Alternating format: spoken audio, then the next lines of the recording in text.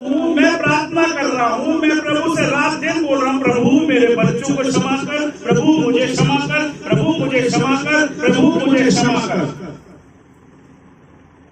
लेकिन हम दूसरों के अपराधों को तो रखे पड़े हैं, तो क्या आपकी क्षमा हो जाएगी? सबसे पहला शब्द इसमें क्या रहा? इसलिए यदि तुम मनुष्यों के अपराधों को क्षमा करोगे तो तुम्हारा स्वर्गीय पिता भी क्या करेगा? तुम्हें। जब तक तुम नहीं करोगे तब तक खुदा भी नहीं करेगा। हालेलुया। यीशु मसीह अब यहां से हट गया है। अभी तो यीशु मसीह क्रूस पर से बोल रहा है इनको माफ कर, वो वहीं तक था। लेकिन अब जब मैं और आप आगे बढ़ रहे हैं, अब यीशु मसीह हट गया है। अब कह रहा भैया मैंने तुम्हारे हाथों में सौंप दिया है, अभी माफी की क्यों जरूरत है? क्योंकि यीशु का लहू हम पर आया हुआ है। जब पिलातुस ने पूछा कि क्या करा जाए, इसका लहू किसके सर डाला जाए? हमारे और हमारे बच्चों पे डाला जाए। वही बच्चे आज हम यहाँ पे सांस ले रहे हैं। इसलिए हमें माफी की जरूरत है, इसलिए क्षमा की जरूरत है, क्योंकि वो पाप हमारे सर आ चुका है। उसके खून में हम भी शरीक हैं, उसका क्रूस पे चढ़ाने में हम भी शरीक हैं। इसलिए मुझे माफी की जरूरत है। और खुदा से माफी मांगने की जरूरत नहीं है। जब आप एक दूसरे को माफ करोगे तो आप वचन को जियोगे। हालेलुया। तब आपका स्वर्गीय पिता, तब मेरा स्वर्गीय पिता, तब तुम्हारा स्वर्गीय पिता तुम्हें भी माफ करेगा। जब तक तुम इस पृथ्वी पर एक दूसरे को माफ नहीं करोगे तो तुम्हारे भी माफ नहीं होंगे। तुम्हारे बच्चों पे पाप आएगा, तुम्हारे बच्चों के बच्चों पे श्राप आएगा। जब तक तुम प्रभु के नाम से माफ नहीं करोगे एक दूसरे को, तब तक श्रापित जीवन जीते रहोगे। आज मेरे दुख का कारण मैं खुद हूं, मेरी तकलीफों का कारण मैं खुद हूं, मेरी बीमारियों का कारण मैं खुद हूं, क्योंकि ये कंट्रोल में नहीं होती। ये कट चलती रहती है और लोगों को काटती रहती है। इसी को कंट्रोल में रखना बहुत जरूरी। मन फिराने वाला कुकर्मी, जो कुकर्मी वहां लटकाए गए थे, उनमें से एक ने उसकी निंदा करके कहा, क्या तू मसीह नहीं? तो फिर अपने आप को और हमें बचा। जो दो लटकाए गए थे यीशु मसीह के साथ, दोनों ही कुकर्मी थे, मगर एक ने अपना कुकर्म जो था वो मान लिया था और एक ने नहीं माना था। वो एक था जो यीशु मसीह पे ब्लेम कर रहा था कि तू अगर मसीह, यीशु मसीह तू पुत्र है अगर परमेश्वर का, मुझे भी बचा। तो उसने वहाँ पे भी परमेश्वर की निंदा करी। और जो दूसरा था उसने परमेश्वर को जाना था, फिर वो परमेश्वर को भी, जिसका कोई गुनाह नहीं था, वो फिर भी हमारे लिए, आपके लिए, मेरे लिए वहाँ पे लटकाया गया। और दूसरा है, इस पर दूसरे ने डांट कर कहा, क्या तू परमेश्वर से भी नहीं डरता? तू भी तो वही दंड पा रहा है। और क्योंकि जो दूसरा था उसने उससे बोला, दूसरे वाले से, कि तू परमेश्वर पे दोष लगा रहा है, तो परमेश्वर से भी नहीं डरा इस समय में कि हम इस समय कहाँ हैं। और क्योंकि हम अपने 41 और हम तो न्याय अनुसार दंड पा रहे हैं, क्योंकि हम अपने कामों का ठीक फल पा रहे हैं, पर इसने कोई अनुचित काम नहीं किया। सच में परमेश्वर ने कोई भी ऐसा काम गलत नहीं किया था जो वो मतलब वो सजा भुगत रहे। इसमें लिखा है, जब यीशु ने अपनी माता और चेले जब यीशु ने अपनी माता जब यीशु ने अपनी माता और उस चेले को जिससे वह प्रेम रखता था पास खड़े देखा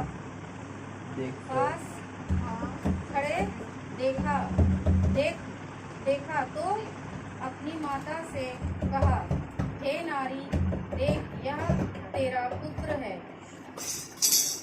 तब उसने चेले से कहा, यह तेरी माता है। और उसी समय से वह चेला उसे अपने घर ले गया। इसका मतलब ये होता है कि जैसे कि माता जो ये मरियम माता थी, इनके और भी बच्चे थे, पर वहाँ पर यूहन्ना से ही क्यों कहा? इसलिए कि वो यूहन्ना वहाँ पर प्रेजेंट थे, क्योंकि और जो 12 चेलों में से थे वहाँ पर वो उस समय कोई भी मौजूद नहीं थे। तो यूहन्ना थे, तो उनको जबकि वो उनसे अधिक प्रेम भी रखते थे, तो यूहन्ना ही उनके उस समय उनको लायकवर लगे, तो उन्होंने अपनी माँ की जिम्मेदारी यूहन्ना को दी। तो यूहन्ना ने भी कोई सवाल जवाब किए बिना वो उन्हें अपने घर ले गए अपनी माता के रूप में। तीसरे पहर तक उस सारे देश में अंधेरा छाया रहा। तीसरे पहर के निकट यीशु ने बड़े शब्द से पुकार कर कहा, अली अली लबा शबक्तानी, अर्थात हे मेरे परमेश्वर तूने मुझे क्यों छोड़ दिया। ये परमेश्वर का वचन है। परमेश्वर के वचन के सुने और पढ़े जाने पर आमीन। Thank you, brother. Hallelujah. Hallelujah.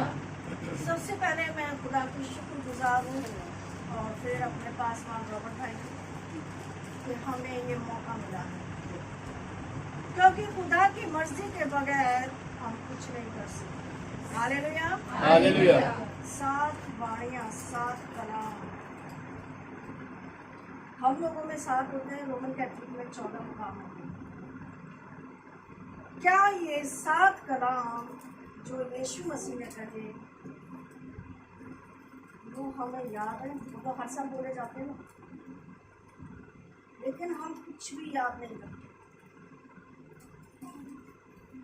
वो परमेश्वर यीशु मसीह जो आज हम गुड फ्राइडे मना रहे हैं,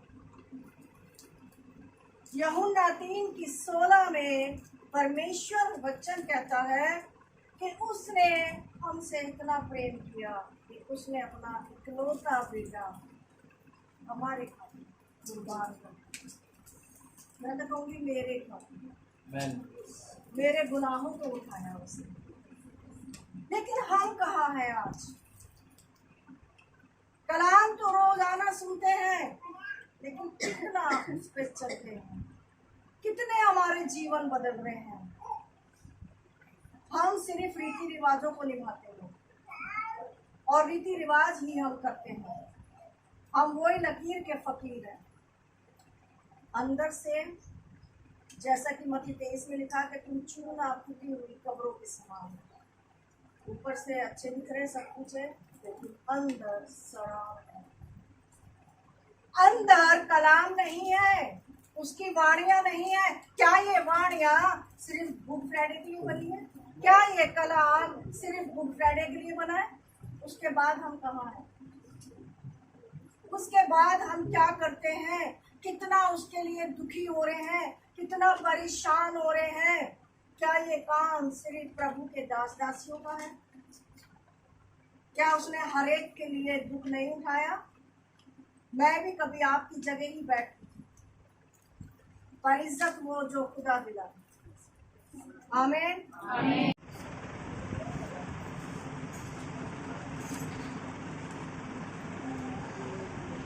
इसके बाद यीशु ने यह जानकर कि सब कुछ पूरा हो चुका, इसलिए कि पवित्र शास्त्र की बात पूरी हो, मैं प्यासा हूँ। परमेश्वर जब 7 कलमे उस क्रूस से दे रहे थे, तो उन्होंने 5वां कलमा ये भी दिया था जो मैंने अभी आपके सामने पढ़ा। वो ये बता रहे थे कि मैं प्यासा हूँ। प्यास उन्हें किस चीज़ की प्यास थी? उन्हें आत्माओं की प्यास थी, उन्हें पानी की प्यास नहीं थी, क्योंकि जो 40 दिन और 40 रात निराहार रहे और पिछले कल के दिन में जब वो अपने चेलों के साथ बैठ के भोजन कर ही रहे थे, तो वो आधे ही भोजन से उठ के अपने वो काम करे जो कल हमारे चर्च में हम सब ने किया और हमारे पास्टर ने हमारे साथ किया। तो परमेश्वर की प्यास पानी या भूख की नहीं थी। ये बात एक अलग है कि वो एक इंसान के रूप में हमारे बीच में आए, क्योंकि परमेश्वर ने हमारे उद्धार करने के लिए प्रभु को हमारे साथ भेजा कि तू जा और मानव जाति का उद्धार कर। तो मानव जाति के उद्धार करने के लिए जब यीशु हमारे बीच में आए तो उन्होंने बहुत दुख सहे, इतने दुख सहे कि शायद उसकी हम कल्पना भी नहीं कर सकते। क्योंकि अगर हम प्यासे होते हैं तो मैं अपनी भी कहती हूँ, मैं औरों के लिए नहीं, मैं खुद के लिए कहती हूँ कि मैंने आज फास्ट नहीं रखा क्योंकि मैं दवाइयाँ वगैरह खाती हूँ तो इसलिए मैं फास्ट नहीं रख पाती। मैं यहाँ पे बैठ के कम से कम 3-4 बार पानी तो पी चुकी थी। लेकिन परमेश्वर जो 12 बजे से लेके और 3 बजे तक वो एक क्रूस पे लटकाए गए थे, उससे पहले उनके साथ पूरी रात जो व्यवहार हुआ था वो आप और मैं भली भांति जानते हैं, क्योंकि आज ये कुछ नई बात नहीं है। उनको अलग अलग जगहों में लेके गए, उनको कोड़े मारे, उनको उनके मुंह पे थूका गया, उनके कपड़े फाड़ के फेंके गए और फिर उनके सर पे कांटों का ताज पहनाया गया। इतना कुछ होने के बाद हमारा परमेश्वर जो सत्य पिता परमेश्वर है, जो पवित्र आत्मा से भरा हुआ है, वो उस क्रूस पे था और वहां से भी वो हमें आशीषें ही दे रहा था, हमें ब्लेस ही कर रहा था। उसको अपनी माँ की भी चिंता थी, अपने शागिर्दों की भी चिंता थी, उन दुनिया की भी चिंता थी जो लोग उसे सता रहे थे। एक वर्ड उसने अपने मुंह से नहीं बोला। आज हम और आप, अगर हमें कोई इतनी सी बात कहता है तो हम उन्हें कितना बेइज्जत कर देते हैं, लेकिन हमारा प्रभु इतना महान है कि कितने दुख, इतनी तकलीफों के साथ भी वो वहां से हमें आशीषें ही दे रहा था। जब पिता ने पानी मांगा तो उन्हें क्या दिया गया? सिरका। एक सिरका रखा था एक बर्तन में, एक स्पंज में डुबो के उनके मुख पर लगाया गया। सोचिए बहनों और भाइयों, वो दिन, वो समय क्या रहा होगा कि जब हमारा पिता हमारे गुनाहों के लिए, मेरे गुनाहों के लिए वो दुख सहा, और उससे भी लेके आज हम एक बात भी उसकी हमारे जीवनों में है ही नहीं। चाहे हम कितने भी बड़े बन जाएं, कितने भी बड़े प्रचारक या कितने भी बड़ी गवाहियां देने वाले, तो भी हमारे अंदर उसकी एक झलक भी नहीं आ सकती, क्योंकि वो पिता पवित्र पिता था, पवित्र पिता का बेटा था। आज मैं आपसे सिर्फ इतना ही कहना चाहूंगी कि हमारा परमेश्वर बहुत महान है।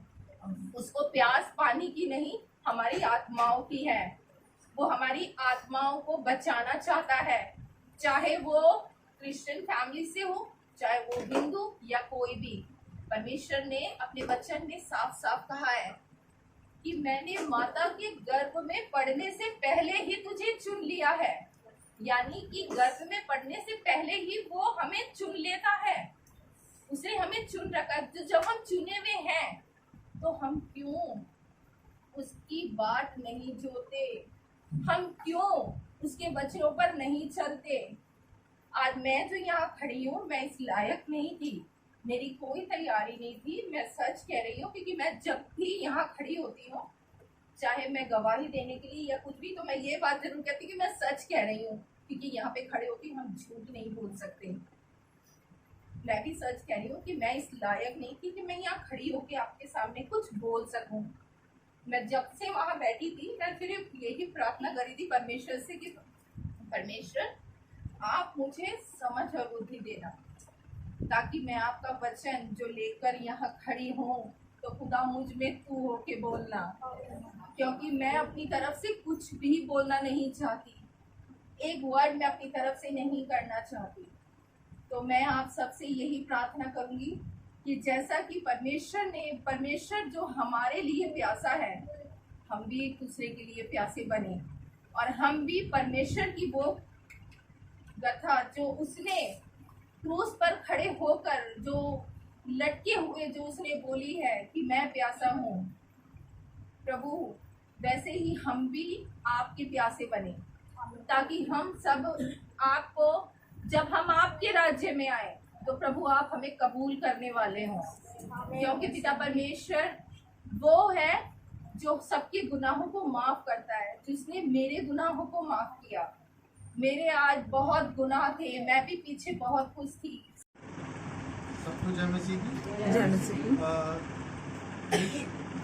जब यीशु ने वह सिरका लिया तो कहा पूरा हुआ, और सिर झुकाकर प्राण त्याग दिया। जहाँ तक मेरी समझ में है, खुदा को जो कार्य दिया गया था, प्रभु यीशु मसीह को जो उनके पिता से कार्य मिला था, वो उन्होंने भली भांति पूरा कर लिया था अपने जीवन में। जो उनको दिया गया था, उन्होंने लोगों का उद्धार भी किया, लोगों की बीमारियां भी ठीक करी, दुष्ट आत्माओं को भी निकाला। हो सकता है परमेश्वर की तरफ से उनको आज्ञा हो कि तू ये काम करेगा, और उन्होंने अपना काम पूरा करके तब लास्ट में जब वो सूली पे चढ़ाए गए, और तब जब सिरका उन्होंने लिया तो कहा पूरा हुआ। तो इसका मतलब यही है कि उनका कार्य अब पूरा हो चुका है। वो अपने पिता से यही बोल रहे थे कि मेरा कार्य पूरा हुआ। और एक वचन और मैं पढ़ना चाहूँगा इसी के पे। यीशु ने यूहन्ना 17, यीशु ने ये बातें कही और अपनी आंखें आकाश की ओर उठाकर कहा, हे पिता, वह घड़ी आ पहुंची है, अपने पुत्र की महिमा कर कि पुत्र भी तेरी महिमा करे, क्योंकि तूने उसको सब प्राणियों पर अधिकार दिया कि जिन्हें तूने उसे दिया है उन सबको वह अनंत जीवन दे। और अनंत जीवन यह है कि वे तुझ एकमात्र सच्चे परमेश्वर को और यीशु मसीह को जिसे तूने भेजा है जाने। जो कार्य तूने मुझे करने को दिया था उसे पूरा करके मैंने पृथ्वी पर तेरी महिमा की है। हे पिता, अब हे पिता, तू अपने साथ मेरी महिमा उस महिमा से कर जो जगत की सृष्टि से पहले मेरी तेरे साथ थी। सबको जय मसीह। वो परमेश्वर का पुत्र होके जो खुद एक आत्मा है, हालेलुया, वो इसलिए सौंपा, चाहता तो ये कहता मैं बस खत्म, पूरा हुआ, हो गया काम, 3 कैंडल सॉल्व। हम लोग भी ऐसे ही करते हैं, चर्च लगा, गुड फ्राइडे हुआ, दैट सॉल्व हो गया। अरे यार ये तो और खींच लिया इन्होंने आधा घंटा। हम लोग पहले 3 बजे 12 बजे स्टार्ट करते, 3 बजे खत्म करते थे। तो वो क्या हो गया, एक रूटीन जो एक हमें समय में बांधे हुए। हालेलुया। लेकिन क्या आपको पता है, हम लोगों को सिर्फ ये 12 और 3 का पता है, पीछे का नहीं पता, जो 9 बजे से सलीब पर लटका है। हालेलुया। हमें तो सिर्फ ये मोटा मोटा बता दिया गया कि 3 घंटा हमें चर्च सर्विस देना है, लेकिन 9 बजे से सुबह से वो 6 बजे तक क्रॉस में लटका था। मौत हो गई है, लेकिन उसके बाद भी वो लटका है, क्योंकि पूरा कंफर्म किया जाता था बंदा मरा है नहीं मरा। हालेलुया। और जो होता था पहले टाइम में, जो क्रॉस के नीचे जो गट्टा लगाया जाता था पैरों के नीचे, उसको हटा दिया जाता था ताकि बॉडी लटक जाए। अगर बंदे में सांस होगी तो वो लटकेगा, झटकेगा, सपोर्ट के लिए वो लगाया जाता था। तो उसको कंफर्म करने के लिए वो गुट्टा जो होता था नीचे पैरों के नीचे वाला, वो हटा दिया जाता था ताकि बॉडी लटक जाए, ये मर गया। तो जब यीशु मसीह का नंबर आया तो सूबेदार ने मना कर दिया।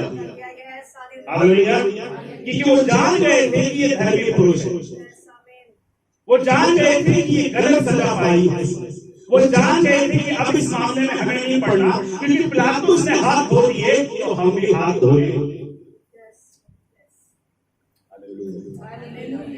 वो पाक,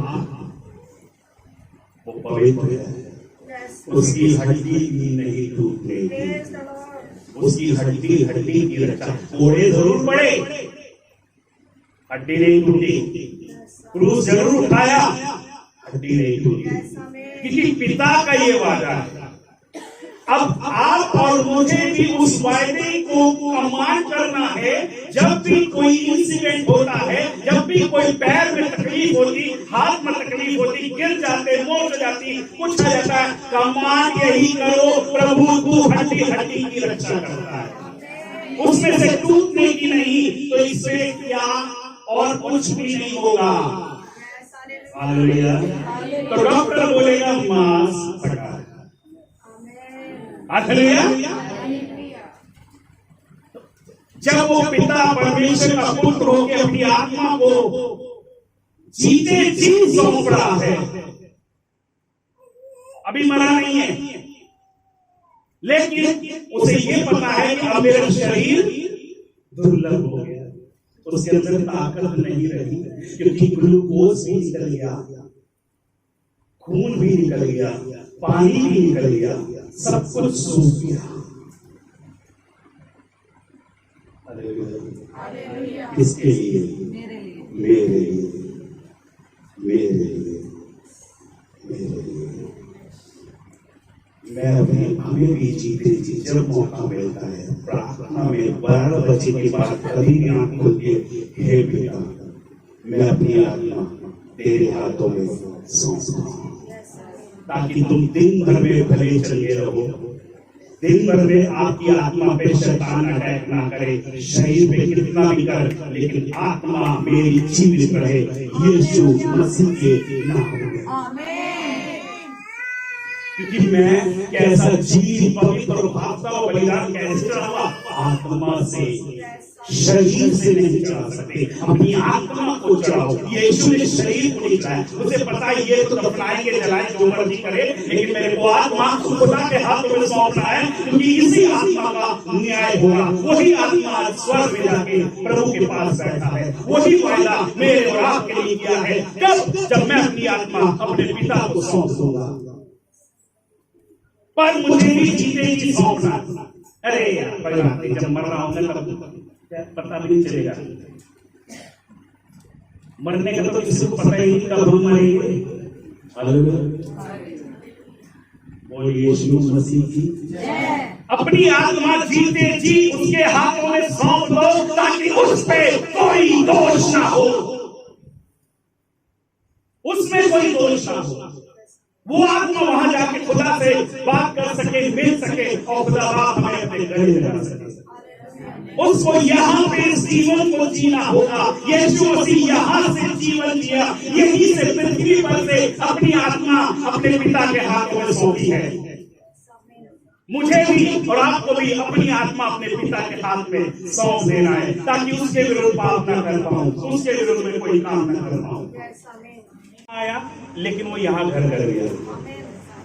जब ये यहाँ घर कर जाएगा तो ये मुंह पे आएगा। तो वचन को अपने अंदर अधिकारी से बसने दो, तो जो बसा होगा वो मुंह पर आएगा। यीशु मसीह के अंदर वचन घर कर गया था, क्योंकि देदारी वचन ही हुआ, तो वो वचन ही बोलते रहे, वचन से समझाते रहे, वचन से ही सिखाते रहे, और वचन ही साथ साथ चलता रहा और काम करता रहा। आज भी वही वचन काम करता है, जब आप उसको यहां से कमांड करते हो। हालेलुया। नहीं तो किसी के अंदर ऐसी ताकत नहीं है कि किसी शैतान को कमांड कर दे और वो आपकी सुन ले। वो यहां से किया जाता है कि उसे पता है, शैतान को भी पता है, जो कल जैसे हुआ था, तो शैतान को भी पता है कि कमांड कहां से हो रहा, मुंह से हो रहा है कि हृदय से हो रहा है। हालेलुया। अरे चल होता है तेरे जैसे। हालेलुया। हालेलुया। यहाँ यीशु मसीह को भी एक साधारण मनुष्य की तरह समझा गया। समझते लोग कैसे समझना, लेकिन मैं और आप साधारण नहीं है। मैं और आप साधारण नहीं है, क्योंकि मैं और आप यीशु मसीह के स्वाद को, उसके वचन को चख चुके हैं। उसने हमें तृप्त कर रखा है। तो अब जब हम कमांड करते हैं तो हमारी बीमारी हमारे अंदर से दूर होनी चाहिए। पर कमांड मुंह से मत करो, वो सुनेगा ही नहीं, कान बंद होंगे उसके। जब मन से कमांड करोगे आगे आगे, हालेलुया हालेलुया। जब मन से आप कमांड करोगे वो प्रार्थना सुनी जाएगी, वो कमांड सुना जाएगा, क्योंकि आप अंदर से टूट के उस कमांड को कर रहे हैं। नहीं, ये मेरे लिए नहीं है, ये दुख मेरे लिए नहीं है प्रभु। मुझे पता है कि ये मेरी कमियों के कारण मेरे पे आया है, तो प्रभु मुझे माफ कर, मुझ पे दया कर। ये मत बोलो अरे किसी ने कुछ कर दिया होगा, ओ प्रभु जिसने भी किया छोड़ो, किया धरा गुरु सब छोड़ दो प्रभु, ये मेरे लिए बस खत्म।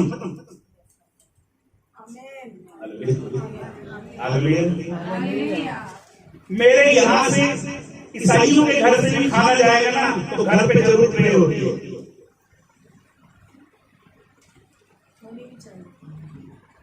आप यहाँ से खाना घर लेके जा रहे हैं, अरे चर्च ही तो नहीं, आप रास्ते से जा रहे हो। ये छोटी छोटी एक्टिविटी हम भूल जाते हैं। सावधान हो जाओ, सावधान हो जाओ। आपके घर में शैतान घुसना चाहता है किसी भी रूप में, क्योंकि उसे प्रॉब्लम इनसे नहीं है, प्रॉब्लम हमसे है, क्योंकि हम आत्माएं बचा रहे हैं। हम इस क्या कहते हैं, यीशु मसीह के चेले दुनिया में धूम मचा रहे हैं। हम ही बोल रहे ना प्रभु के नाम को प्रचार, तो हम पे ज्यादा परेशानी, हम पे ज्यादा अटैक होगा। यीशु मसीह पे भी अटैक यही हो रहे, लेकिन प्रभु यीशु मसीह डांट रहे हैं, हम डांट नहीं पाते। बोलिए यीशु मसीह की, बोलिए यीशु मसीह की। पकड़वाया जाएगा और वह उसे मार डालेंगे और वह मरने के 3 दिन बाद जी उठेगा। हालेलुया। दूसरी बार हुआ, तीसरी बार मरकुस 10 उसकी 32 से 34।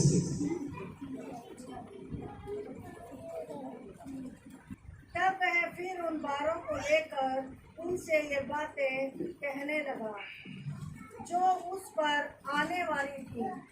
देखो हम यरूशलेम को जाते हैं और मनुष्य का पुत्र प्रधान याजकों और शास्त्रियों के हाथ पकड़वाया जाएगा और वे उसको घात के योग्य ठहराएंगे और अन्य जातियों के हाथ में सौंपेंगे।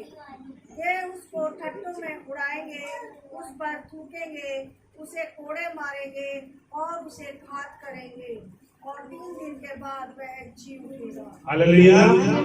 तीसरी बार प्रभु ने बताया अपने बारे में कि ऐसा ऐसा होने वाला है। सब बातें चेलों को ही बता रहा है। और यहाँ पे हमने जैसे 5 संडे में पढ़ा कि यरूशलेम में आए। अब यरूशलेम में आए, उससे पहले कि यरूशलेम में आए उनका स्वागत हो, उससे पहले ही चेलों को बता चुके कि ऐसा ऐसा यरूशलेम में ही होगा।